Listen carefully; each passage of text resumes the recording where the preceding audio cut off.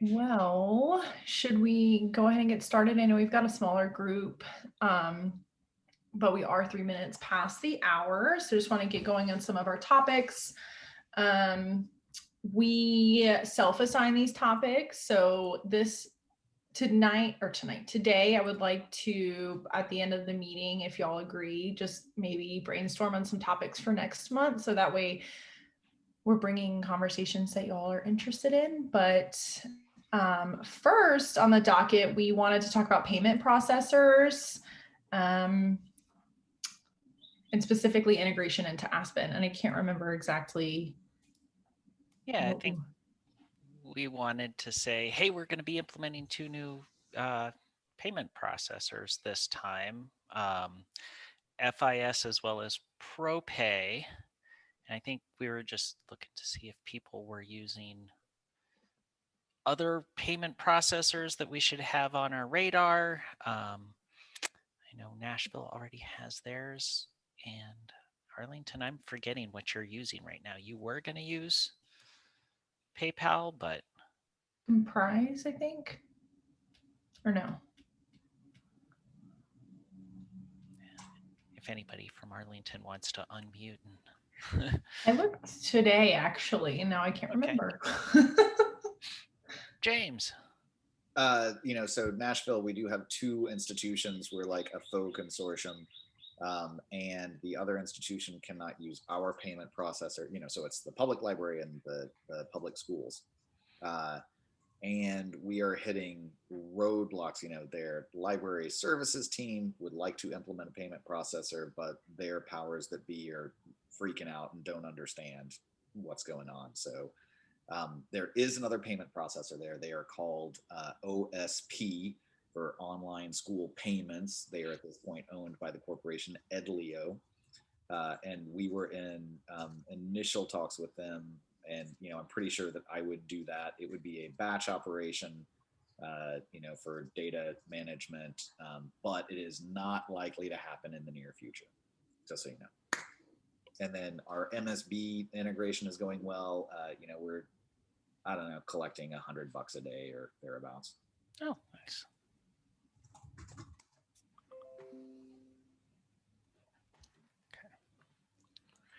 Okay.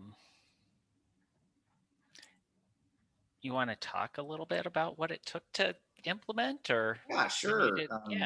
So this was, I don't know.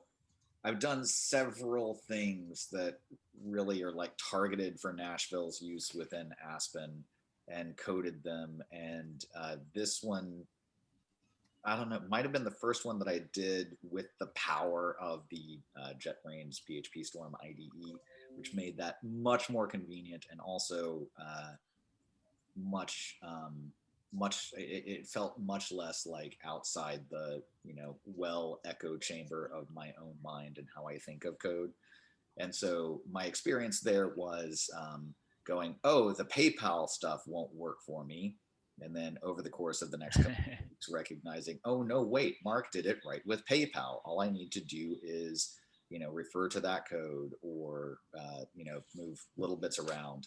And eventually, so I don't know, 90% of what's there for MSB was actually the same as the PayPal code. And it's MSB, right? Not yes. B as in boy. Correct. Yes. Yeah. And so it's they're a payment processor that is marketed to municipal governments. Okay. And we have legislation that insists that we can only use the city-approved payment processor. And it has been, this is the first time we've ever had online payments. It has been ever since I started 13 years ago, we've been trying to get online payments. It's been an interesting story that is not really that interesting to anyone other than me, but it involves all kinds of drama. It's seriously, and like the worst kind of drama where a developer dies and and because of that, like a process gets halted and someday it will be the worst thriller novel you have ever not read. Can make a whole little docu-series. All right. Is there anything else that anyone wants to add about payment processors, any requests or questions?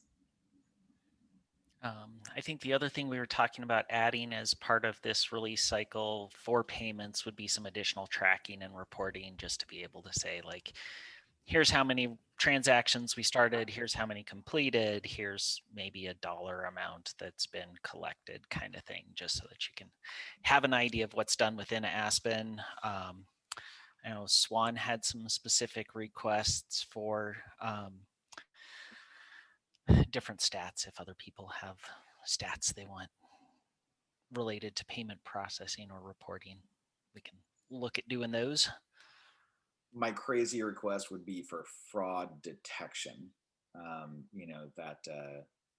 There's something weird with online pay, so like they hit Eric Hellman, and so it's like script kiddie stuff, and I forget exactly why you do it, but there is like a reason to attack smaller payment processors in order to figure out their system in order to do something in particular, but I forget what it is.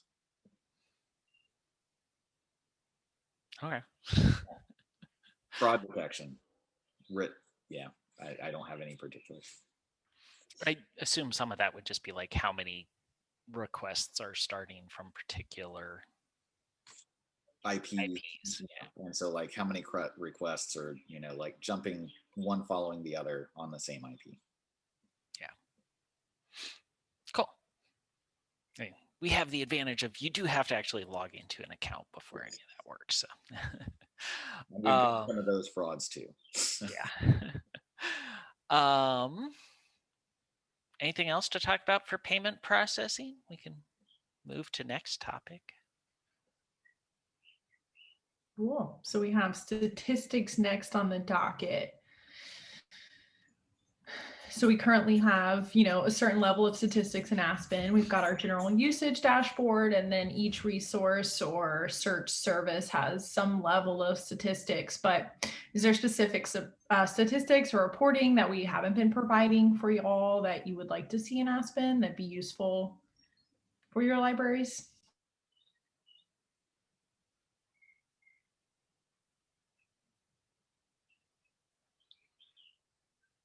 The birds sound a little like crickets, but maybe somebody is muted and trying really, really hard. For us, with grouping, it seems like it would be that Aspen would be a much better place to collect the 10 most requested titles, rather than combinations that staff put together based on the ILS and Overdrive. That is the first thing that jumps to my mind. Okay.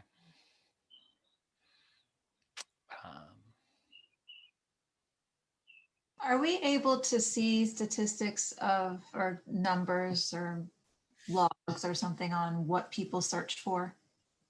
Not yet. That is one of the things that I know has been requested that we could add. So what are the most popular searches this month? What are the most popular, I guess, what kind of things would you want? So the ones that I've heard of are like, what are the most popular searches this month, last month, that kind of thing. What are the searches that return no results? Are there other kinds of search stats that? Well, I'd like to know what kind of subject searches or, things of that nature, maybe some series searches, some specific advanced searches people are doing and what that looks like and what kind of results they get, whether there are returns or none. Okay. James. Searches that don't result, the most frequent searches coming from different sources that don't result in holds. So an indication that they're not finding what they're looking for. Okay. we need to figure out how to do some of those, like action A led to action B, and track, did it work or did it not? So holds, checkouts, Yeah, I mean for the E stuff. Add to a list kind of Right. like Yeah. If you holds that didn't result in somebody interacting with one of the results. correct. And can we see the functional aspects of a search, sort of like how people find what they're looking for? And do they use this facet first, another facet second? Like, are there ways to see that now too, or not? No. 'Cause that would be really interesting to me too. Yeah, I'm not even sure if you can do any of that with Google Analytics. Some of it I think you can, but Are there any, like, I'm not an Google Analytics person. Are there analytics people on the call? Jonathan, you've done I quite think a you bit. can add, yeah, I think you can add custom, I mean, you can do it both ways. You can create like campaigns and all kinds of different tracking parameters within Google Analytics, and then you can trigger those things with, you know, JavaScript events or parameters in the, you know, from the requesting side, or, you know, from the catalog side. But it probably would take some work to make something that was consistently usable by everyone. But I think you can still, you know, you could create custom parameters and tokens and things that you could throw in the URL that is sent to Google Analytics. But you'd still have to receive it on your own dashboard, you know, wherever your tracking ID is, and then set it up to receive it and sort it and process it on that end. But I think it is possible. And Jonathan, are you doing anything with analytics on Aspen or Arlington? I mean, we have a tracking. We've set up like a multi-site tracking thing. So we have like a property ID for different sites, and then we have like a kind of a different ID that brings all those together, and that is on multiple sites, so it can track from one to another. Like, you know, if you're on our WordPress site and you go to the catalog, or if you're on the catalog and you go to our SpringShare live guides, it can track visitation across those different platforms. That's really the most sophisticated thing that we've done. We haven't really done any like custom, you know, campaigns or, you know, anything beyond that. But I've looked at some of the documentation to see that it's possible, but we haven't. I mean, we barely have enough time to deal with the stats that we already have to try to even get more detail. But, you know, it's definitely, well, for what it's worth, done.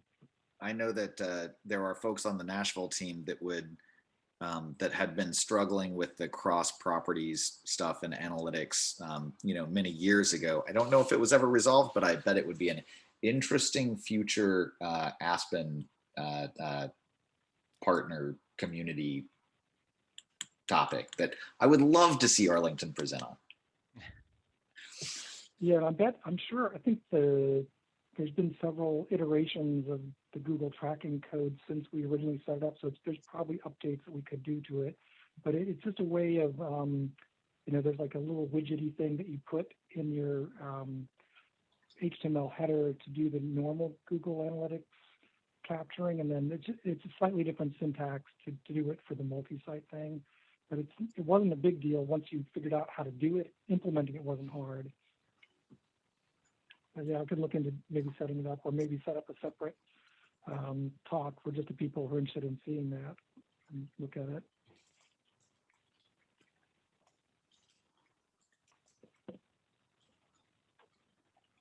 Yeah, we could talk about it next month if you, I don't want to put you on the spot or anything, but if you're comfortable with that. And I'm sure that I get questions about Google Analytics all the time. And I don't know very top level stuff.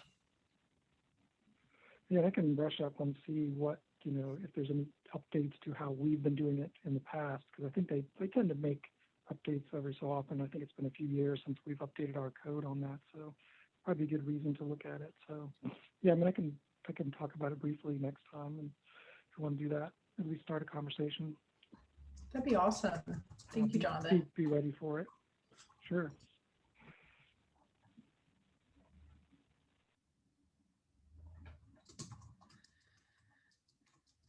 Any other statistics, comments, or questions that you all want to go over?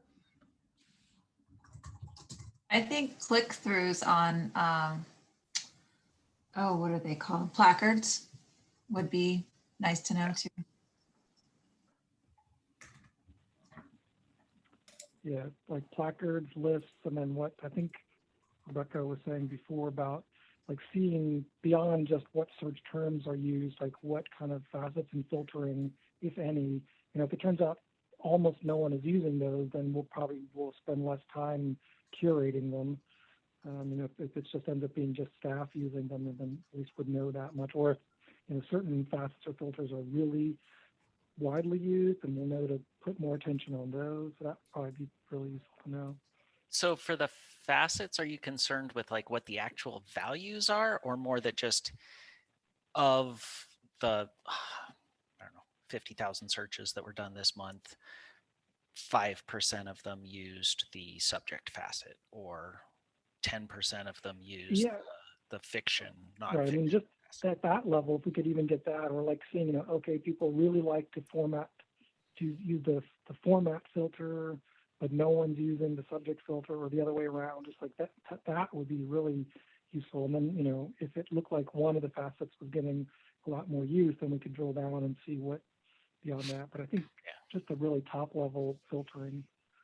Okay. Yeah. Or push those to the top, or something like that. Yeah. And I think you can some degree see that in the analytics because it's URL based. So that parameter is in the URL. And so if you drill down in the analytics data in the Google console, you can do that kind of stuff, but it'd probably be better if you did it with that in mind, on your end, and then we could see it within the Aspen dashboard. Yeah. Okay.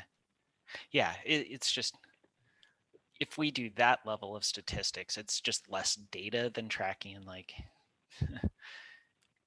here are the people that selected this particular author out of the author facet, and this particular I-type, and that kind of thing. So just if it's enough to know that it's being used or not used,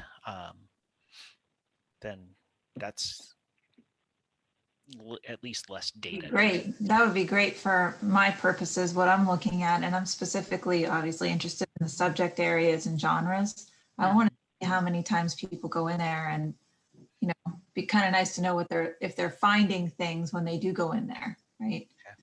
And I worry sometimes that they go in there first to look for things, and that's not really a fair representation of what we have for subjects in our catalog, right? Yeah. So if you're doing an empty search, you're only seeing a small representation of what's there if you're using the subject facet second. So I just think anything would be a great start. Is it useful to know like how many people reached page 2 or beyond page 2 of a search? So not necessarily tied to search, but like, well, I don't know, maybe tied to search. Like here is a topic that I'm going into page 2 or 3 or 10, because I think most people stay on page 1, or with the exception of like new lists and like you dig through and dig through and dig through.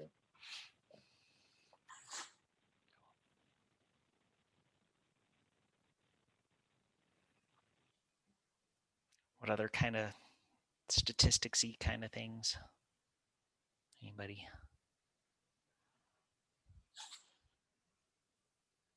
Sorry, I kind of showed up late to the meeting. Did we already mention like a way to quickly see how many like reviews or star ratings for the past month were added? We didn't. I don't know if anybody else cares about that. We're just trying to do like a reading challenge right now. So that would just be really helpful to kind of see if, hey, we asked people to rate books. Did anyone rate a book? So, and if I wouldn't have to pester Addie for it each month, that would be a perk for I think everybody involved.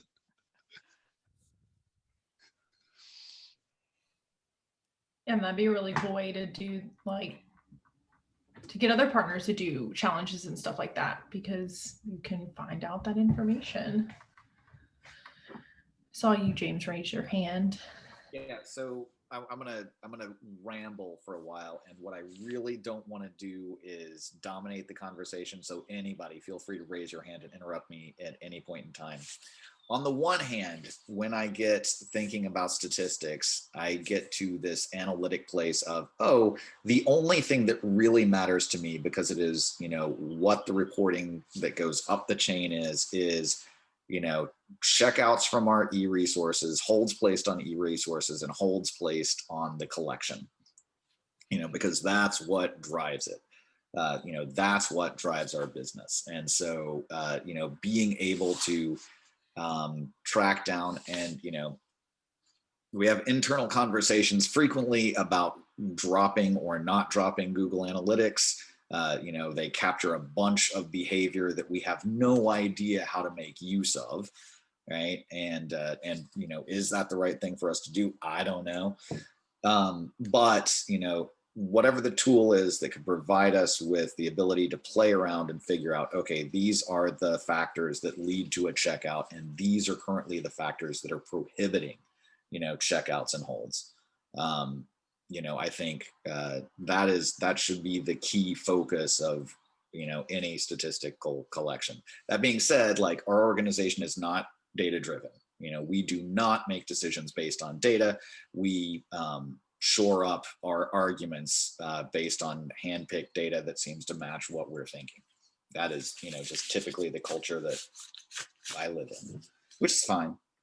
The outside of that focus, I think that there are two interesting things, and it's what Eric was just kind of talking about, and that's like more towards patron engagement. What are those more social things that sound more like conversations, and how often are the patrons doing those? How widespread is that?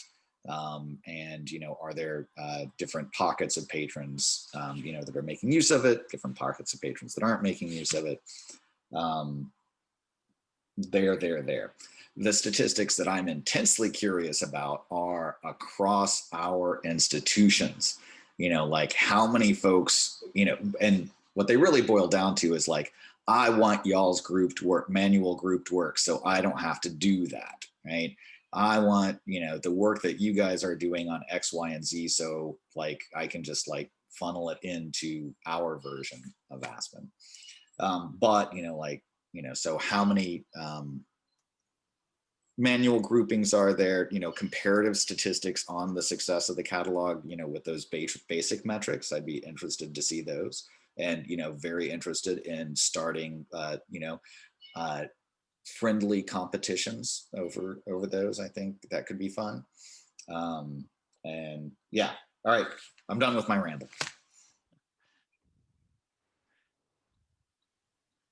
Cool. Yeah, I think that could be fun, because you wouldn't know, like, this month we're going to challenge Nashville to a see who can check out more Overdrive account, and it'll be this thing on Facebook that we're like, come on people, we're down by 500 checkouts, let's go. Like it. And my kids alone could check out enough Overdrive comic books to put you all to shame.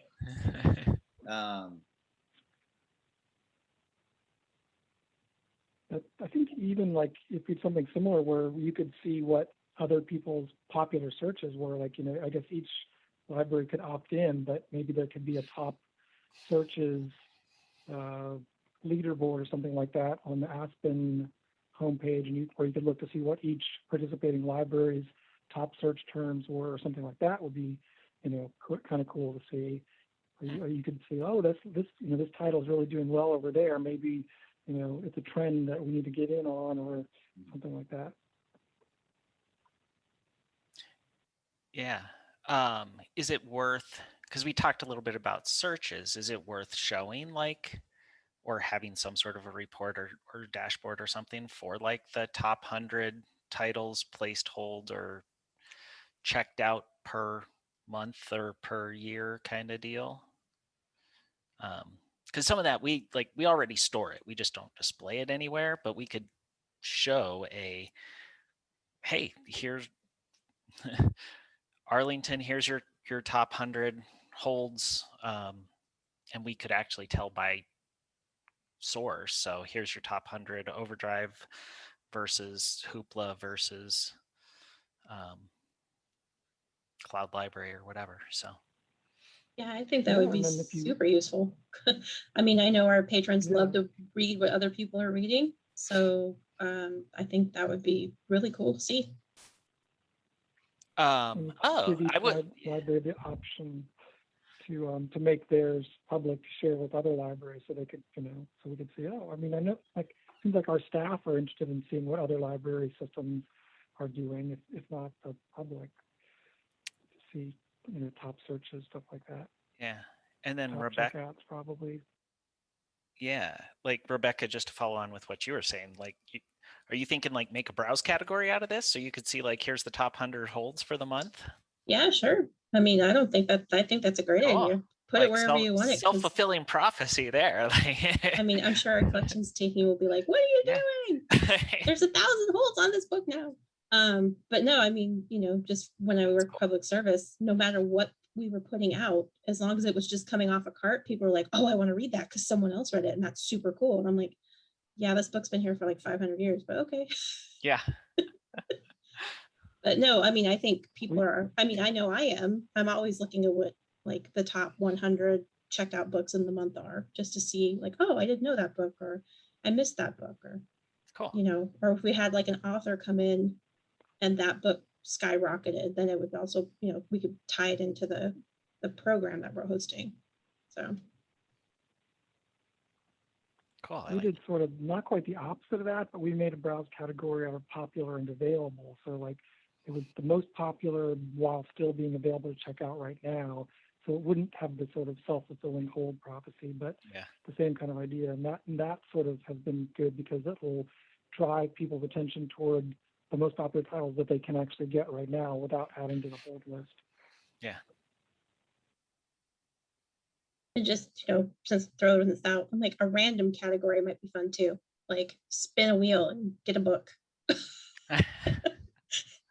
Yeah, who knows? You might, find something super cool, but maybe like target those collections that are like a little unloved or haven't circulated in a year, or some way to boost the dusty books in the collection. Just a thought.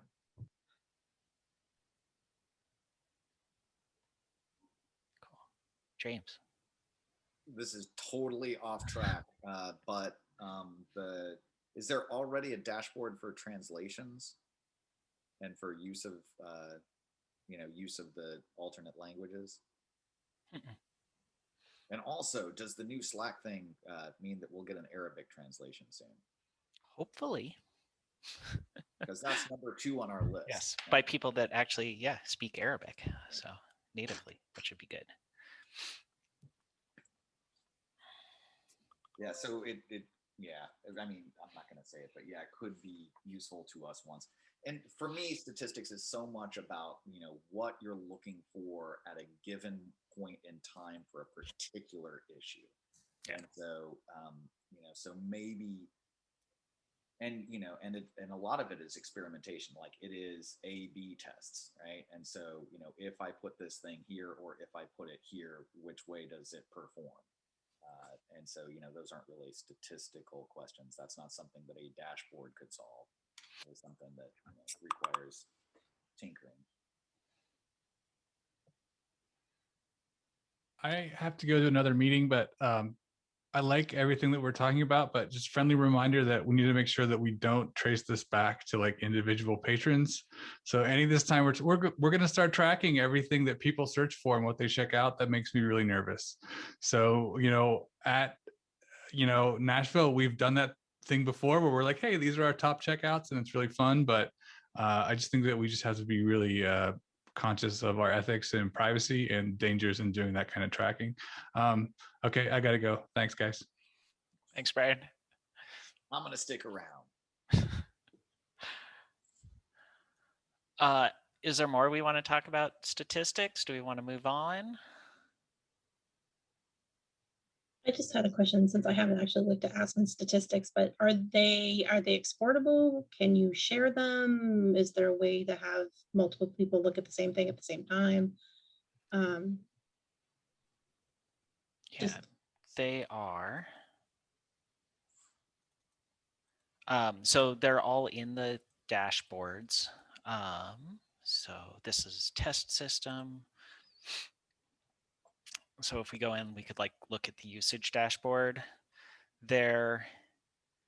If we look into, say, like the page views, it's not exportable, but anybody who has access into Aspen could look at them at the same time. You can also, like right now it's not exportable, but you can certainly like copy and paste the table into your favorite data manipulation okay. program. Yeah, that would be my only concern is that, you know, it's great to have statistics, but if I can't share it with people, then Yeah. it's kind of useless. Yep. Yeah, and Thanks. if we needed at some point to add an export to Excel or something, we could do that, or an export to CSV file.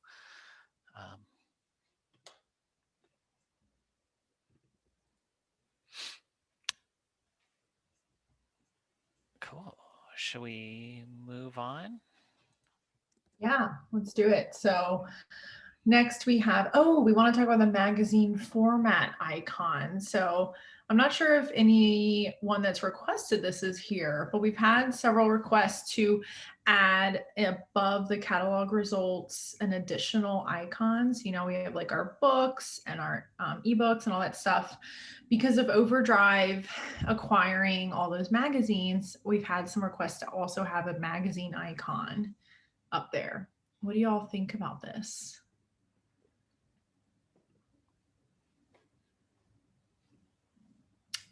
To give it some context, I think in the past we've kept it to 5, just to reduce so we don't have too much going on the page. Do you think that this would be problematic to have? And if we do have it, what would the actual icon itself be? Because how does a magazine look different than a book? Big picture on the page instead, and like 4 of them. Like you have like a deck of cards, you know, so it's kind of like all like that. I really like those big old icons at the top of the search results. I'm a big fan of them.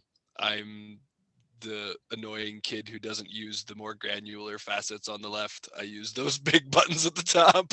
So yes, magazine icon please. Also one for video games and one for everything else. So yeah, I'm not the right person to ask for icon things. You can ask Kirsten about that. I'm terrible. So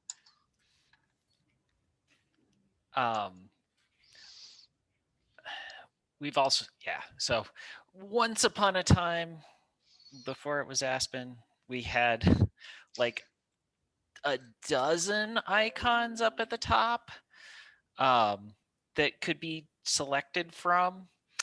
And basically, like, this is where we did do our stats, and we're like, people use the top 5, so we only had 5.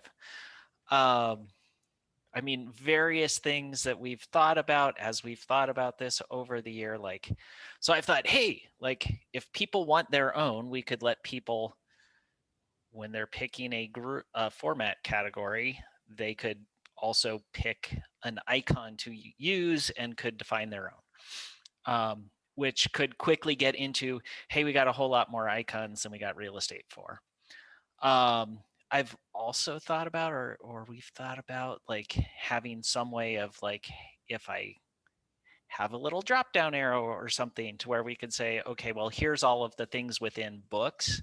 So basically combine format and the category so that you could click on the little drop down and say, oh no, what I really mean is graphic novels, which is a type of book, as one potential. But then it like greatly clutters the interface. So it's kind of like the balance between keep it simple but not as precise, or make it a little bit harder to use, but you can do more with it, is always the trade-off. Yeah, I like how it looks now. I mean, I think adding one more would maybe work, but I think making it a choice would be good because at least for us, I think a lot of our magazines aren't even necessarily holdable by other libraries. So I don't know how many of our patrons actually request magazines from the Discovery Lair. So I don't know how important that would be for us. I guess the other option could be like if you click on books, then underneath, kind of between the format and the availability, you could have a little list of here's all of the relevant formats. But so you could say, okay, book, ebook, new book. I like that. It's like online shopping. Yeah, so clicking on that takes you down to the next level. Yeah.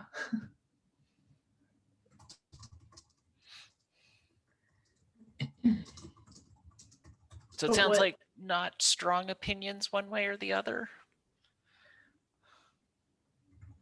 Strong opinion about online shopping would be, I find it very difficult to find like a children's rain jacket that is both size medium and yellow. And so the anding and oring of the facets, it's wrong in a lot of sites. They get it wrong. So they can show me, they will say that a relevant result is a large yellow jacket for an adult. And so, if you get the facets right, sure.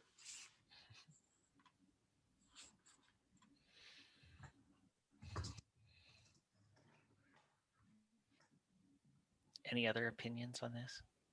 It's not a super controversial topic. Darn. I tried. We were hoping it would be. Cool. Well, we can hop into talking a little bit about release, and then there are just two quick topics that we want to talk about in open time, and then we can decide what other topics we want to talk about next month. So I will hand it over to Mark to talk release. Yeah, so 2104 came out sometime in the past, last week. Yeah, it's been forever. We are now working on 2105, which probably we're looking at the 21st, 22nd kind of time frame based off what we're thinking.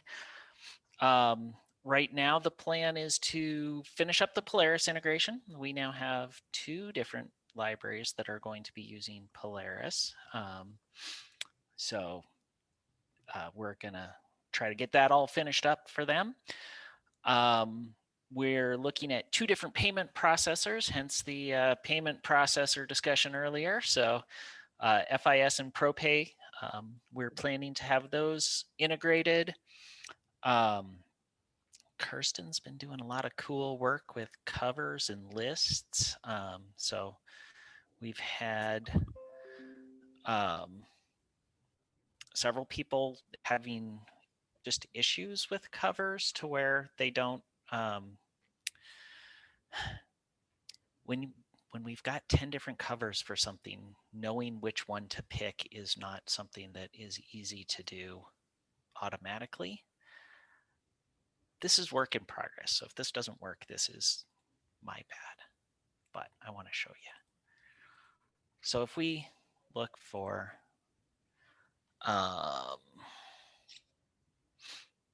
let's look for Harry Potter, just because I know it's got multiple. Oh, actually, Wonderful Wizard of Oz. I want to use that one. That's got to have a bunch of different covers. So the idea now is we've got a ton of different titles with a bunch of different covers. In staff view, now we have the ability to look at each of these covers. So we can say, there's one cover, there's another cover. These ones have the same ones because those are all synthetics ones. But there's one, there's one. I like that one. So then we can say, use that cover, and that will then be the cover that is used for the grouped work, which is cool. James. I'd rather see them all at once. And so, you can open up a modal window with a button that says like pick a particular cover, then show them all and use this cover. We can see. I don't like clicking around a bunch. But yeah, then at least you have the ability to go through and pick which one you want. So you have the control. We'll see about making it easier. I totally misunderstood James. I thought he wanted to see all the covers as the grouped work. Like he wanted all 10 covers as a collage for the Wizard of Oz. It's them all. I want them all. But yeah, we think this will be a really cool way to give you more control so that we can see that cover, and then that's used everywhere. So you can use the exact one that you want. Yes, James. I'm gonna throw this out as a Nashville specific use case for our elementary school kids. Seeing the cover of the book that is in their collection is more important than it is for the general population. And so like an Aspen location based cover for the grouped work is conceivably useful. Definitely not something that I'm going to ask for, but just to throw that out there is like, hey, there is this extra thing. I accept pull requests. Yes, you do, and you rock for that. Thank you. Yeah. Yeah, I could see it. Like if you only have one record for it. So if you're in a school and it's not grouped with anything and we're linking straight to the record showing the book cover, it's additional processing time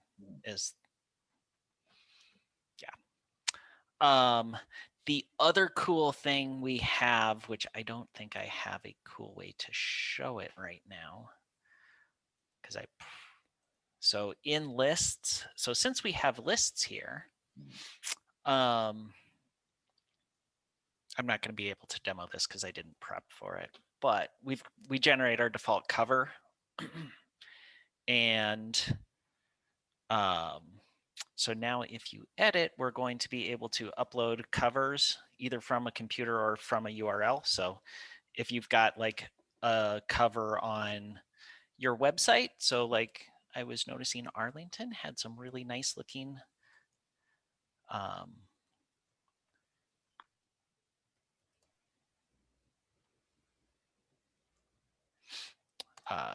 really nice looking covers for their lists that show up on their site. So we've got those if you wanted to use those actually as the cover, and then they would show up in search results and explore more and that kind of thing. So just ways to make the catalog prettier and brand better to you. So, and then we'll be doing a bunch of other things as well like that.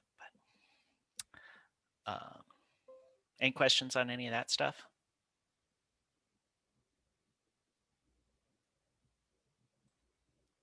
Cool. So that's next release. What's next? My dogs are freaking out. Can you all go on? Oh yeah, sure. So the next thing we were going to talk about was conferences. So we have a suspicion that we're actually going to have some in-person conferences soon. I guess, Cal, do you want to talk through this, or yeah? Yeah, so I think, oh, my cat's mewing now too. I think what we've decided to do is that we'll probably have something on our website about presenter sponsorships soon. So if you are interested in presenting something about Aspen or discovery layers or open source or something like that, there's going to be an opportunity for you to like apply with us, and then we'll pay for your conference, hotel, things like that. So we'll have more information about that soon. We wanted to do, I think the first in-person conference that we've heard of that we would be going to is the Internet Librarian in October in California. But I don't know that many people feel quite comfortable yet attending, presenting that. So I think it'll probably most likely start going into effect in 2022. But something to think about, and be on the lookout for if someone is just itching to present somewhere.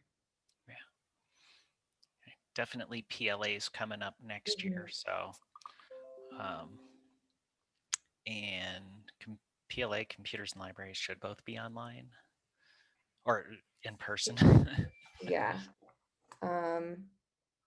Yes, next March, computers and libraries, PLA also March.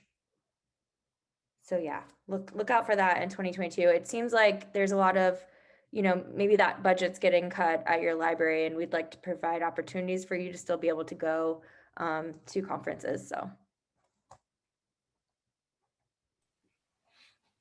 And we're happy to co-present because it's fun. Yeah. Yeah. Any conferences? Are people planning on any conferences this year, or? We know if Quahog US is going to be in person yet? Does anybody know that? Never mind. I've just got confirmation from somebody sitting next to me that yes, it is probably going to be in person. So I'm trying to remember where that is this year. It's in McKinney, Texas. Mm-hmm. Okay. Yeah. What are the dates on that again? Because I'm lazy to. Yeah. I'm asking. Oh.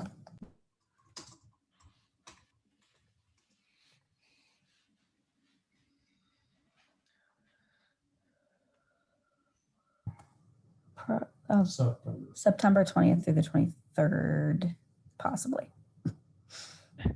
Give or take. Yeah. Cool. Awesome.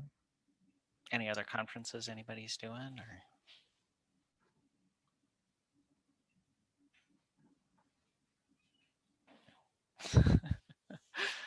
We're still just trying to get our vaccines, man. That's right. Tomorrow. Nice. Finally. Cool. So the last thing that I think we wanted to bring up is the possibility of a Canopy API. The only reason we're bringing it up is because we always push our partners to basically harass Canopy to ask them for an API so we can integrate that for y'all, because so many of y'all have Canopy as a vendor. One of our upcoming partners submitted an official request to Canopy. And now I can't remember the language I sent, but let's see. So they mentioned that they submitted a feature request, and that if you search Canopy's existing feature request, now there is that one for the API, and you can go in and upvote this request. So we're telling y'all so you can go and do that so we can get that API connection for you. Eric looks excited. So. By any means necessary, or just by? I'm not really sure. I've never looked at Canopy's website, but this librarian said that you can log in and see feature requests, and you can upvote the post. Has anyone else done that or seen that before with Canopy?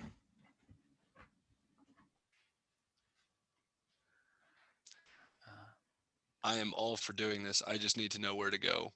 So looks like I will look around for it, but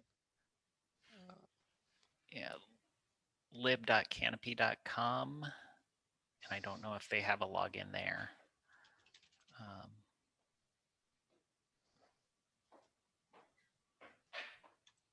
Public libraries.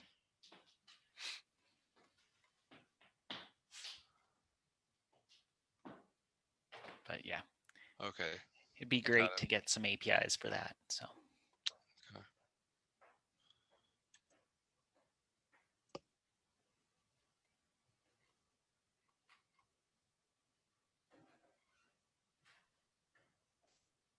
Okay. I'm digging around for it too. I don't know why I didn't Yeah. look for this before. But hopefully I can find the URL. I'll ask for it and then I'll put it in this gathering notes.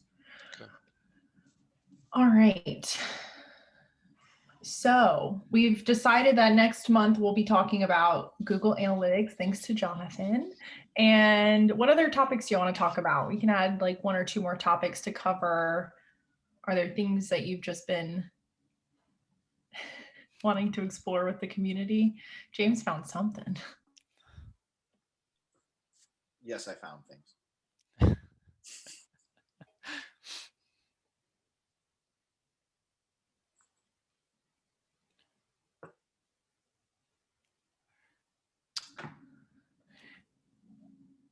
Any other topic? Eric, I'd be interested in hearing more about your reading challenge and how it's working out. Or rating challenge.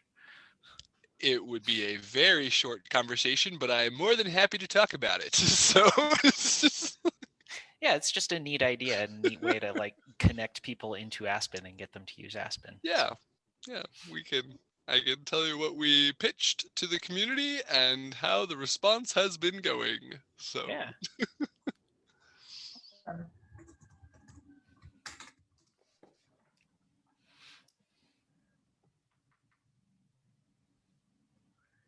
Cool. Is there Anything anything else that y'all, what was that? Oh, I was saying the same thing. So is there anything else y'all want to talk about next month? It's been eating away at you.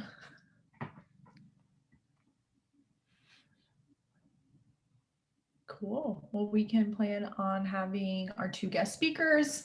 And then as always, you know, we'll talk about development and what's going on there. And if y'all think of anything that you want to talk about with the community, of course, you can throw it in the new Aspen Gathering channel that exists in the Aspen Discovery Workspace. I also added a food and pet channel so that we can share all of the joys in our life with one another. So yeah, if there's ever anything that you want to specifically have a channel on in the Slack, let me know, let any of us know, and we can add that in there too.